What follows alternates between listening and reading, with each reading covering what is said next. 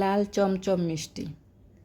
আজকে গুঁড়া দুধ দিয়ে আর ময়দা দিয়ে এত সুন্দর লাল চমচম মিষ্টি বানিয়ে নিয়েছি।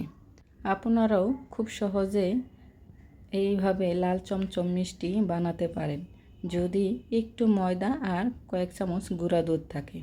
খুব সহজেই বানিয়ে নিতে পারেন লাল চমচম মিষ্টি। আমার রেসিপি মানে খুব সহজ রেসিপি। আসসালামু আলাইকুম। আজকে লাল চমচম মিষ্টি বানাবো।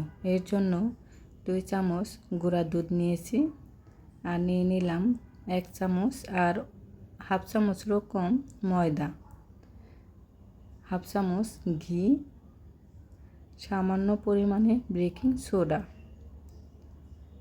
1 চামচ চিনি। এখানে আমি লাল চিনি ব্যবহার করেছি, আপনারা সাদা চিনিও ব্যবহার করতে পারেন। লাল চিনি ব্যবহার করলে কি হবে, দেখা গেছে যে চমচম তো লাল, তাড়াতাড়ি কালারটাও সুন্দর আসবে। সবগুলো উপকরণ ভালো করে মিশিয়ে এখন আমি একটা ডিম নিচ্ছি। প্রথমে আমি ডিমের কুসুমটা নিচ্ছি, তারপর সাদা অংশ নেব। অল্প অল্প করে নেব, কারণ বেশি সবখানে নিলে নরম হয়ে যেতে পারে, এর জন্য অল্প অল্প করে মিশাই নেব। ডিমের কুসুম দেওয়ার কারণে কালারটা বেশি লাল হয়েছে, দেখেন। এখন নরম মনে হলো কিছুক্ষণ রেখে দিলে এটা কিন্তু টেনে যাবে,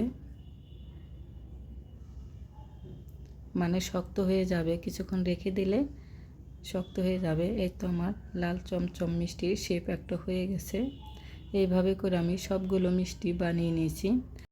চমচম মিষ্টি কিন্তু লম্বা লম্বা হয়। তো এখানে আমার 6টা মিষ্টি হয়েছে। তারপর প্লেটটা ভালো করে কেচে নিয়ে ছোট্ট একটা হয়েছে। মিষ্টিগুলো ফুলে কি সুন্দর ফুলকো ফুলকো হয়ে গেছে। প্রতিটা মিষ্টি ফুলে কত বড় হয়ে গেছে। এই কালারটা সুন্দর। এটা হলো গোলাপ জামুন কালার আর এটা হলো লাল চমচম মিষ্টির কালার হয়ে গেছে। মিষ্টিগুলো আমি নামিয়ে নিব। এখন আমি মিষ্টির শিরা দিব। এর জন্য হাফ কাপ চিনি নিলাম, হাফ কাপের বেশি লাল চিনি কিন্তু মিষ্টিটা একটু বেশি হয়। আপনাদের কাছে মিষ্টিটা আরেকটু লাগলে আপনারা মিষ্টি আরেকটু বাড়িয়ে নেবেন।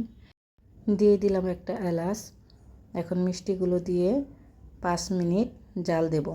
তারপরে ঢাকনাটা ঢেকে চুলাটা বন্ধ করে রেখে দেব। তারপর মিষ্টি যতক্ষণ ঠান্ডা না হয় ততক্ষণ রেখে দেব। ঠান্ডা হলে নামিয়ে ফ্রিজে রেখে দেব। ফ্রিজে 2 ঘন্টা পর দেখেন কত সুন্দর হয়েছে। যে কোনো মিষ্টি বানিয়ে ফ্রিজে রেখে দিলে ওটা কিন্তু দেখতেও সুন্দর হয়, ভালো হয়। কারণ মিষ্টিগুলো ঠান্ডা হলে কিন্তু খেতেও ভালো আর দেখতেও সুন্দর হয়, অনেক টাইটও হয়। গরম গরম থাকলে মিষ্টিগুলো কিন্তু নরম থাকে, আর যখন ঠান্ডা হয় তখন কিন্তু শক্ত শক্ত হয়, উপরের লেয়ারটা শক্ত হয়। আমি দেখাচ্ছি ফ্রিজে ছিল কতটা মিষ্টি সুন্দর হয়েছে, দেখেন রসে ভরপুর। আমার ভিডিওটি যদি ভালো লাগে লাইক কমেন্ট করবেন, শেয়ার করবেন। আমার ফেসবুক পেজটা সবাই ফলো দেবেন। আমার রেসিপিগুলো কেমন লাগে আপনাদের সুন্দর মতামত কমেন্টে জানাবেন। তো আজকে এই পর্যন্ত, সবাই ভালো থাকবেন, সুস্থ থাকবেন। আল্লাহ হাফিজ।